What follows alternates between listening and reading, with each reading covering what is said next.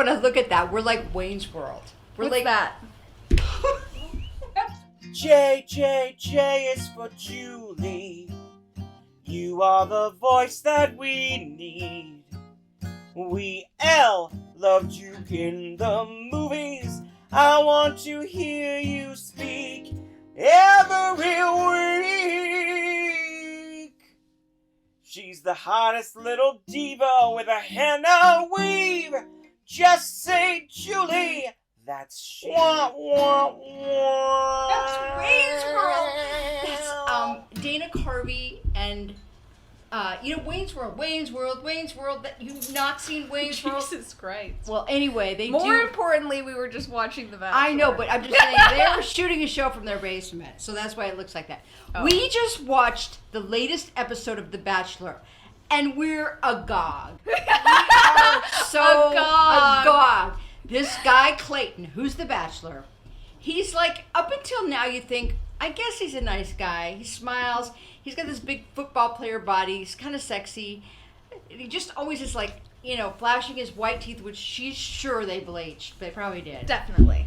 And, okay, this episode was the fantasy suites. For any of you who don't know what that means, it means they go out to dinner, they have a big date, and then he says, if they're jiving, he gives them a card saying, let's go to the fantasy suite, which means they go to some hotel room, but you don't know 100% what happens, right?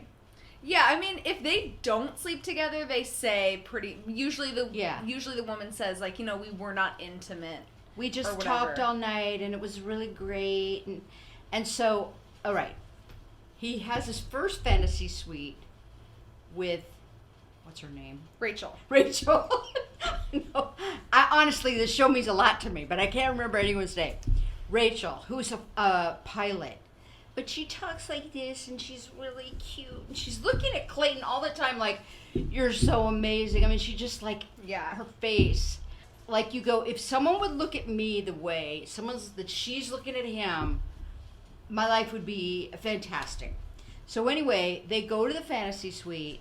They have sex. They wake up the next day. They're both saying how wonderful it is, right? And he says that he loves her. That's right. He says he loves her. She's already told him she loves him, but he goes, you know what? I love you. I'm falling in love with you, Rachel. And at the end, he leaves like, I love you, Rachel. Okay, so... No, that was Gabby. Sorry. He did both. Oh, you're right. He did both. He did both. Okay, what a crazy dick. Okay, so we're like, okay, he did that. So then he has the next date with Abby, who's... Gabby. Sorry. Gabby. I'm sorry. And if you don't like The Bachelor, I'm sorry, but it's one of our obsessions. Gabby is sweet, but she talks like this. She talks like she can't really understand her. So they go on a big date, and he's driving a go-kart, a Jeep, really fast. And you're like, they could tip over, and she could just have her neck broken. But they have a wonderful night. Then they go to the fantasy suite, and they have sex. So you're like, oh man, he slept with two of them. And then she comes back to the hotel where all the girls are, and her hair looks like this. Like, yeah. And she's all like smiley. She's like, hi. I know I look weird. My hair looks crazy. And then the last one who's left, Susie. She goes, yeah, looks like you have bedhead. And Susie she's onto it, and she's like, yeah, I don't know. And she's already told Clayton at Hometowns that if you sleep with other women, I don't know that I can do that. Then she's like really freaking out, kind of, like, 'cause she knows something went on in those fantasy suites. And for whatever reason, the women don't talk about it. I'm really not sure why. Maybe the producers say, don't talk about it. Yeah. Ask Clayton. Because I would go, did you fuck him? Like, completely right. What happened? How big was his dick? I mean, something, right? Yeah. Like, but no one talks about it. And then she goes out on her date. What's her name again? Susie. They're all the same person to me. Not really. Susie. And Susie's really cute and kind of adorable. And she starts, like, you can see her, she's really been wigging out, going, I think he possibly slept with these women. So they go on this date, and he says, I love you. They both say, I love you. And then he asks her, he doesn't ask her to the fantasy suite.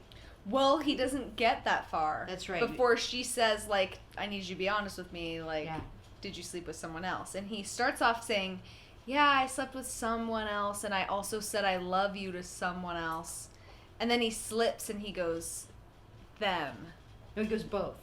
Yeah. Both. He goes, I mean, but he starts getting really defensive. If I slept with, well, both, and she's like, she doesn't really react, but you can see, like, the dark corners of her brain, she's going, this isn't good. She goes, but I told you that it's really important to me. And then this guy starts getting mad at her. It was phenomenal. I think Julie and I, because before then I had sort of been like scared and like couldn't like look through my hands. By the time we got to this point where he starts legitimately gaslighting her, and then he goes, this is your fault, you invalidated everything that happened between us, you're breaking us up, like... Yeah, I thought if you really cared about me, we could talk through it. Talk through sleeping with 2 other women. Like, and I'm going, this is what, like, I mean, guys that sleep with women say to their wives. Yeah. They come up with insane logic. Then he goes, I'm sorry, I'm done. He says that to her. And then he walks her out to the car, and he's really being mean. And she's like saying, I'm sorry. I mean, I didn't. She starts apologizing. Yeah, I know, which is crazy. Right, because if you're watching this by any chance, Susie from The Bachelor, don't go back. Don't ever go back. Okay, another thing I wanted to talk about was, and I was just thinking of this because I'm thinking of topics for the podcast. And I also want to say, if anybody thinks of things they'd like us to talk about, questions, anything that we want to go over, please write to us. How do they write to us again? I've had people DM me. Okay. I think that seems to work for now until we have a website. Okay, until we have a website. DM, you want to say what your name is? At Benny Lawrence Y'all. Y'all? Really? Wow, I didn't know that. I don't know, I didn't know that. And then we'll talk about it. I thought it would be fun to talk about celebrity crushes. I love it. Okay, so my first celebrity crush was, I think it was Bobby Sherman. You're going to say, who the fuck is that, right? Well, he was this guy, and he was super cute. I don't remember what year it was, but he came out, it was like a, pop bubblegum guy, really adorable with a little helmet hair. And he sang a song, Julie, Do You Love Me?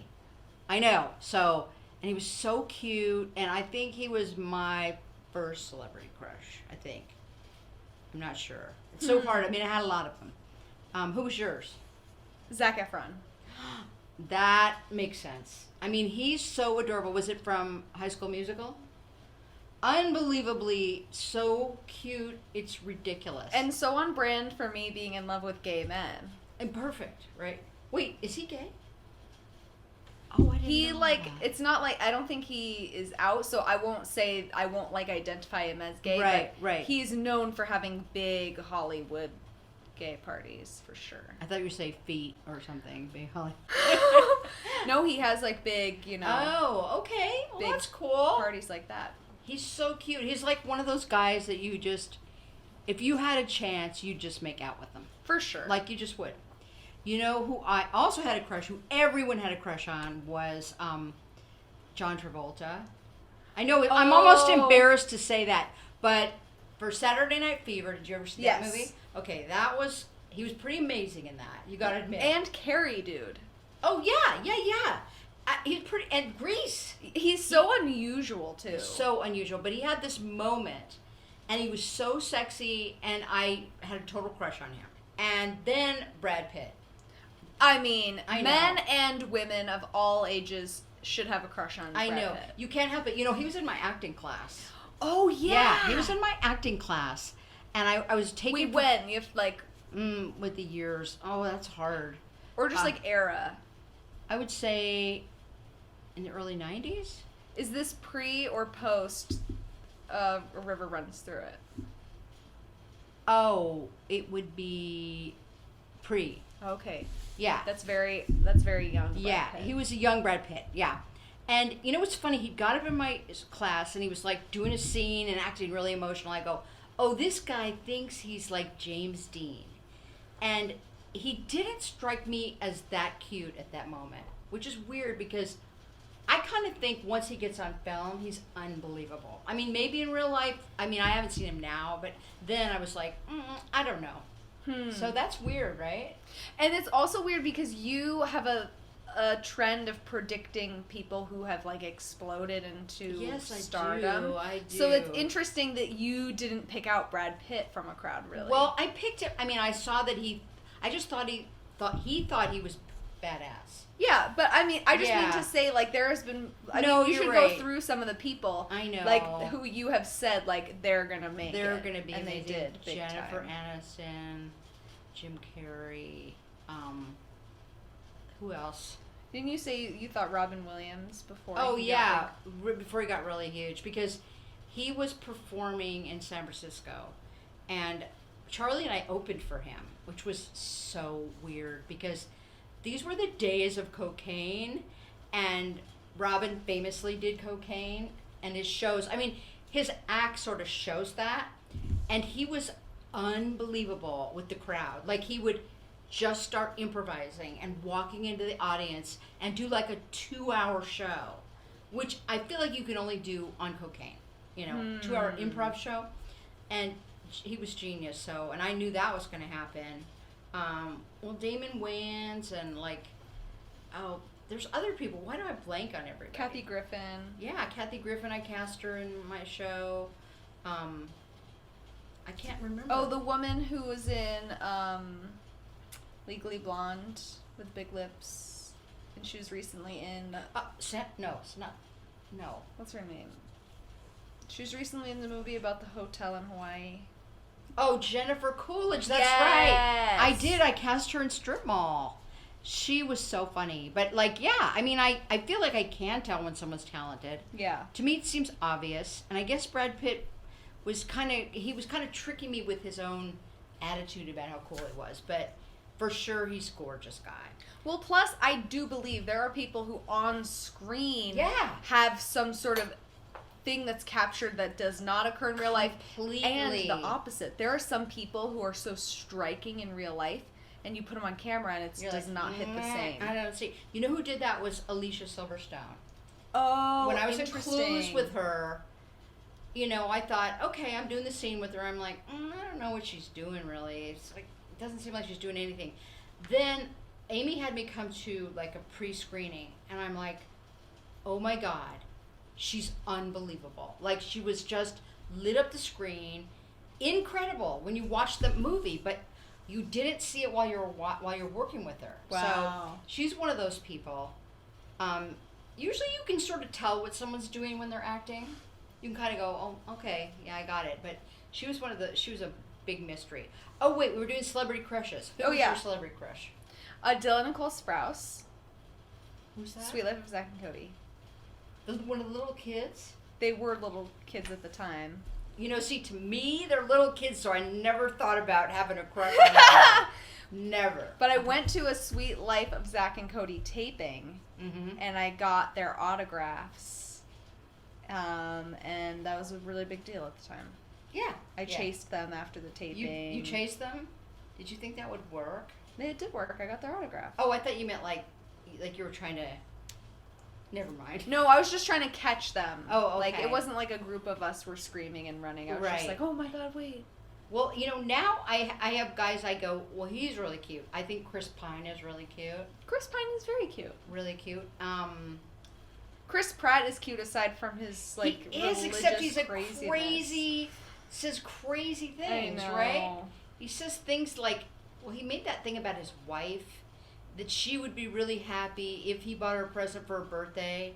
If only he would buy her a present, she'd be so excited, and then she'd thank him. I mean, he sounded like that guy on the show. I know, he sounds like Clayton. He does sound like Clayton. So he was so cute at one point, though, right? Dude, end of Parks and Rec. Yeah, adorable. What I think was he could have been the next Will Ferrell. Really? Yeah. Will Ferrell's I'm not saying funny. He would have been as good as Will Ferrell. I'm saying he could have had the same career as Will Ferrell. Okay. But he chose the superhero route, and it destroyed his image, in my opinion, and his comedy. Just made his bank account flourish.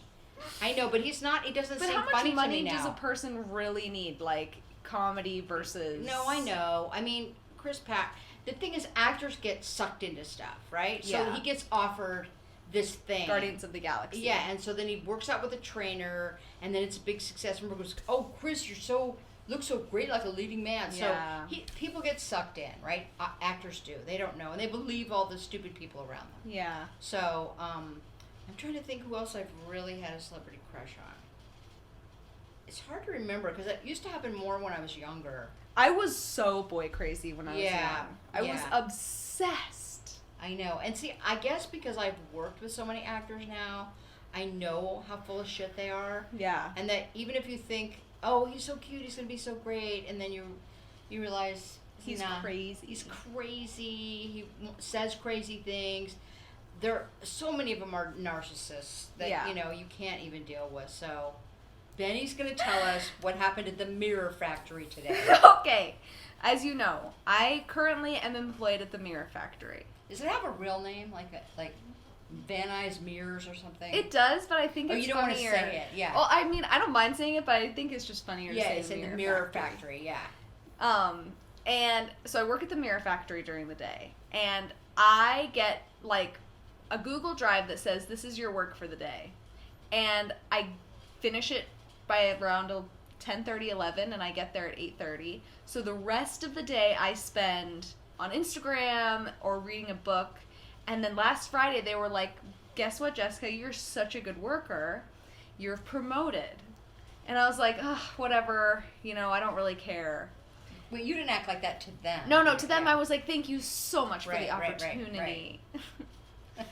And today I go in and there's 3 managers because this is a really poorly run business. So I go into the manager I'm meant to speak with and I say, I'm really excited about my promotion. And he goes, oh, the only thing I know about a promotion for you is that I said it as a joke in a meeting. That's nice. Which is crazy. Yeah. And I have 2 other managers who have told me that I'm definitely being promoted. So I think he's probably the one that's confused. Well, what's going to happen? Are Find they out giving you a next raise? Wow, that's too bad. I don't even know what's going to happen. I know. Kind of tough. I know. I mean, have you gone any auditions? I got asked if I would be interested in doing a Disney cruise.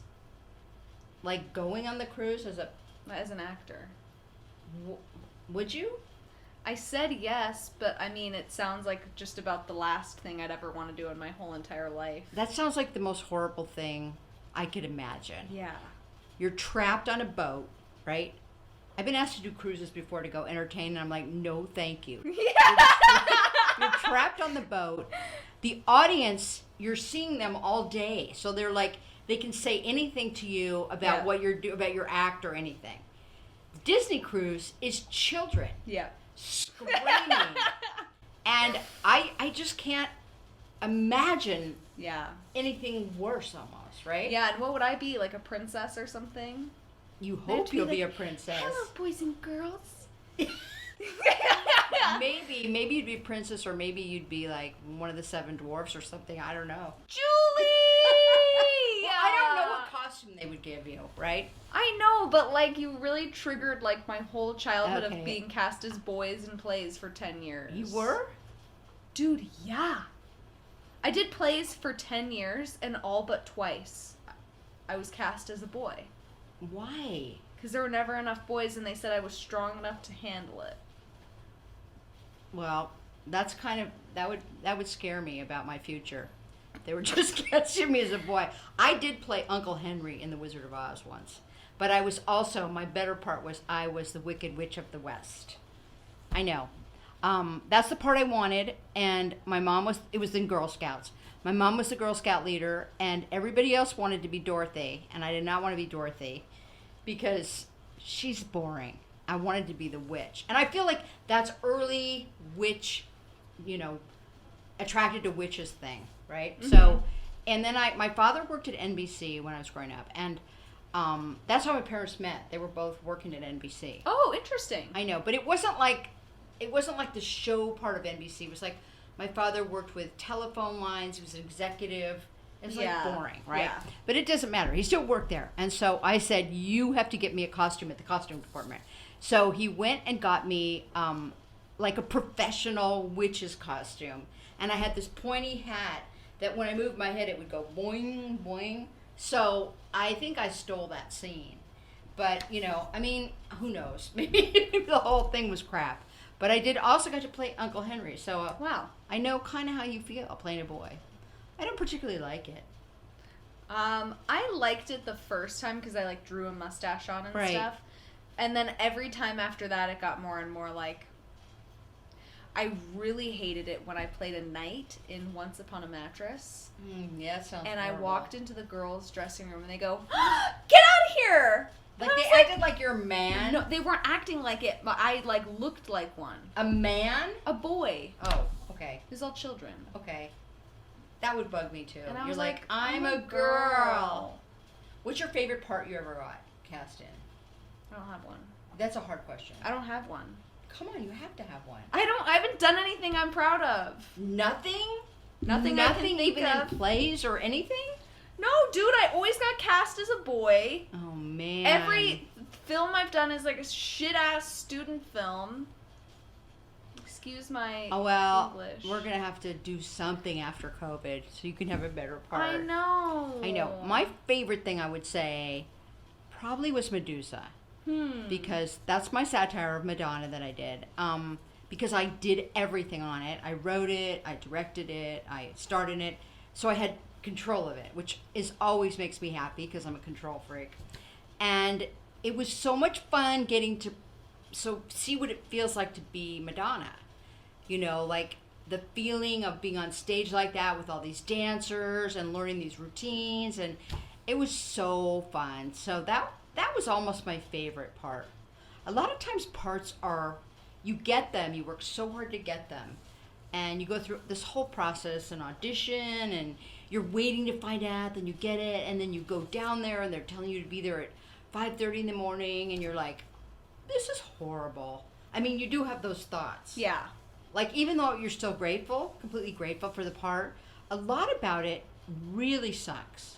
You know, I don't think people think that. I think they think it's all cool. A lot of it is so hard. Like, you're driving in the dark somewhere. I mean, I remember when I'd go to Clueless, like in the morning, they'd have early call on Clueless. This is the TV show Clueless. And they were shooting at some college, and we'd have to get there in the dark and walk across the football field by ourselves from the parking lot. And you're like, I could be raped or killed right now doing Clueless. So, and I mean, that's happened in a lot of jobs. Or you're with a Teamster in a truck. Yeah. That's like insane, you know? We'll say what a Teamster is. A Teamster is a union guy who drives the actors around, who works on any kind of vehicle, right? And Yeah. so they're the people who drive the actors all over wherever they go.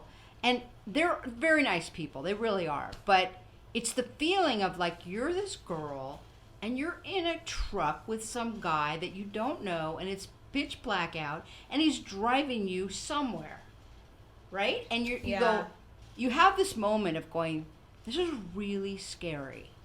And I think there's better rules now, aren't there, for girls? SAG still doesn't have better rules? Dude, no. Remember recently I did a That's PA right. thing? That's right. What happened? Okay, so you were a PA, a production assistant on a movie. Yes. And? Yes, I was PA and I got driven down a hill with a bunch of people. I had to collect food for actors, and I had to get driven back up the hill. And I got driven back up the hill. I was alone in this big van. There's one man driving it, and he was not going the way back up the hill that we had been going. That's I'm not so even kidding. Scary. And I was like, it's 2:00 in the morning. Right. We're in the fucking hills in like off Mulholland. It's like if those are the death hills. he doesn't have to pull over far for me to literally never be seen or heard from again. No, they go down one street, which turns into canyon, like instantly. And I forget. Oh my god. You know what happened is I was genuinely scared for my life. I was like, there's like and I had no service. And I was like, oh my God, this is you're like describing a horror movie. and I was speaking like basically to my spirit guides, being like, please don't let this happen. See how I die. And when I was thinking that, I saw him like look in the rearview mirror and then turn up where we were supposed to go, and I was like, I genuinely think he was considering like his options, and he was like, okay, I could do this, but then he was like being logical about it. And then, oh my God, as soon as I got service up the hill, my grandma had been calling me, being like, I'm worried about you. Yeah, she knew. She So knew. then he wanted to drive me back down the hill knowing I was leaving, and I waited for a woman to pick me up. That is so good. That is so good. I mean, see, this is like a thing that SAG doesn't say stuff like this. Yep. They don't warn you about this. It's like you suddenly find yourself in this position, Yep. and it dawns on you that this is incredibly freaking dangerous. Yes. Right? Like, who is this guy? I mean, to be the driver, they don't know. You don't know what their story is. No. Right? Because you just meet them when you get in the car. So it's very. They're screened less than an Uber driver. Really? Yeah, well, I think so. I made that up. I mean, I don't know what they're screened, but the reality is like, especially for a non-union thing, Yeah. it could be anyone. It could be anyone. It could be any dude who showed up and applied for it. Yep. So any actresses or models or anybody, any young girl who's on a show or anything, do not get in the car. Just do not get in the car Yeah. with just some guy. You know, nobody ever said that to me. Don't do it. I remember when you told me about that, Yeah. I go, don't ever do that again. Never. Yeah. So it's like, it's almost like something you should know, but sometimes you just have to hear someone explain it to you, because then you go, something really awful could happen, right? My rule moving forward is that I don't get in a car with anyone I don't know alone. Yeah, that's good. That's really good. So you never Uber? No, I never Uber. Good. Yeah, I don't anymore either. And If I do Uber, it's Uber Black. I think Right. it's still called that, because Yeah. those are like taxi drivers. They have to Right, have they a have to- background check. background and check. everything. And we have Mace now. I've never used it. I've never even really tested mine.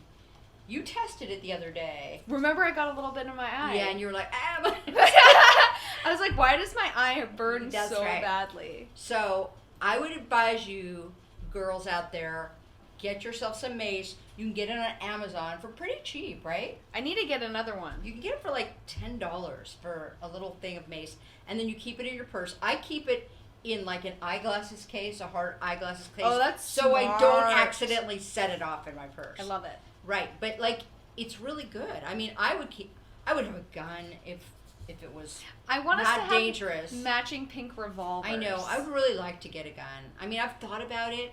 You go, well, am I just asking for trouble if I get a gun? Or are you preventing trouble? Hard to say, right?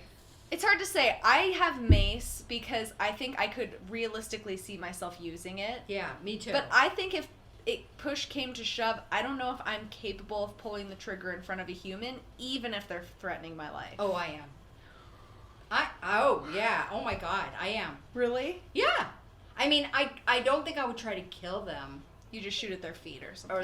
Or their arm or something. Yeah, I mean, you know what's funny is like I knew this about like my son.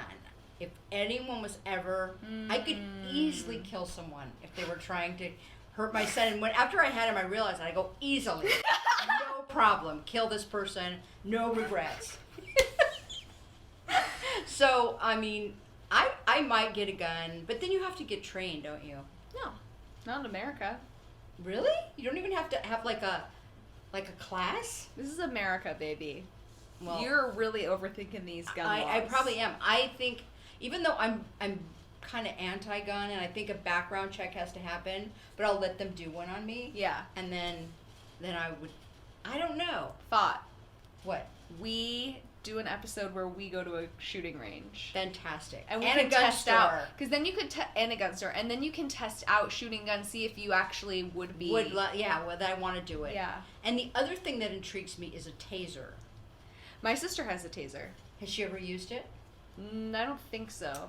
I know my really good friend gave me one for Christmas one year, and a long time ago. And I, never tried it. I think it's pretty dead right now. But that's a pretty good, but you have to be kind of close to someone, Yeah, right? yeah. That's the bad part. That's the good part about mace. Yeah, the good part about mace. It did go really far. Oh my God. You sprayed it, it went like 10, 15 feet. Yeah. That was a surprise. So anybody who's in a dangerous situation, get yourself some mace in your kit. Yeah. Because So- I was followed recently in LA. What? Yeah, remember? Remember I was nannying? And I walked the little baby to this park. Oh, yeah. And it was sort of early in the morning. Yes. Why do I forget every scary thing you tell me? Because And, it's scary. I know, I just forget it. And then you go, oh, right. Because it's So you were, super scary. you were followed by, Yeah. oh my God. In Griffith Park. And then what happened? Like, he followed me. Like, I basically walked to the park, and then I was like, I don't know if we want to go to the park right now. He wants to go to the trains, and so we walked to the trains. And then I noticed this guy was following me, and I was like, well, surely, because I'm surrounded by people now, he'll sort of walk away. And then he was just watching me from afar. Oh, my And then God. I walked back to the park, and I was like, okay, he's gone. And then I turned around, and he was there sharpening a metal sign. Oh, my God. Yep. Okay, see, you should have a gun. I know. If you're going to nanny, you should have a gun. I'm not going to nanny. I love the Mirror Factory. Yeah, well, that's good. But I'm just saying, to protect that baby and make sure the baby doesn't get the gun, right? That's like one of the top accidental I deaths know. in the United States. I know. Charlie and I wrote a screenplay about guns, a musical comedy about guns. And so I had to learn a lot of facts about guns in America. Oh, interesting. I know, and it was really good. HBO almost made it, but they didn't. It was very frustrating. I know. Tough. But I learned that is one of the number one ways kids can die, which is horrible, right? And like when you hear about parents who just leave a gun out or they leave it in a drawer and they think it's going to be safe. Why would you think it's going to be safe? Right? Because people are crazy. You know, when my son used to have play dates, I would ask the mom, like when they were like 10, 8, 9, 10, that age, I'd go, do you have any guns in your house? And they'd go, no. And I'd say, has anyone else asked you that? Any other mom? And they go, no. So I was the only mom who asked that. And then one mom said, yes, we do have guns. But she said, they're in a gun safe. I promise you, the key's hidden away. But I thought what the weirdest thing about it was that no other moms asked that question. Yeah. And little boys are insane. Yeah. So I asked it every time. I was known as the overprotective mom. And I don't care. You know, my son goes, you were so overprotective. I go, I don't care. You're alive, aren't you? Right? And now he travels the world feeling I know. completely safe. So. My son goes on way too many trips around the world. Yeah. Like he just went to Costa Rica. No. Not Costa Rica. Puerto Rico. Are you kidding me? No, Puerto Rico. I've know. messed it up every single time. He went to Puerto Rico last summer during COVID. He went to Spain and Iceland. I mean, he's always going somewhere. And I said, why do you keep doing this to me? He went to Asia by himself to 9 different countries. And I was like trying to not have a heart attack all the time. Yeah. This went on for 3 months. I don't know, he's that kind of person. So, and I can't stop him from being that person. Yeah. So I have to just like grit my teeth and, you know, put a lot of guilt on him to calm him. It's hard to be a mom. Yeah, dude. I know. That's what my grandma said. My grandma said, having a kid is like signing on for being worried the rest of your life. The rest of your life. It's like, you don't know that. Babies are so cute. You don't know that the parent is probably worried about that baby. Yeah. All the time. So, get some mace and don't have a baby. Yeah, it sounds like the tips of the week are I know. get mace, get condoms. Get condoms. When did we say condoms? Just so you don't have a baby. Oh, okay, yeah. And don't get in a van with a random dude. Yeah. Ever. Yeah. Couldn't agree more. Or have a gun. Wait, yes have a gun or no have a gun? I'm kind of going for yes have a gun. I want us to have matching pink revolvers. Okay, well we'll get them. That'll happen. That'll happen. One day. One day. Wah, wah, wah.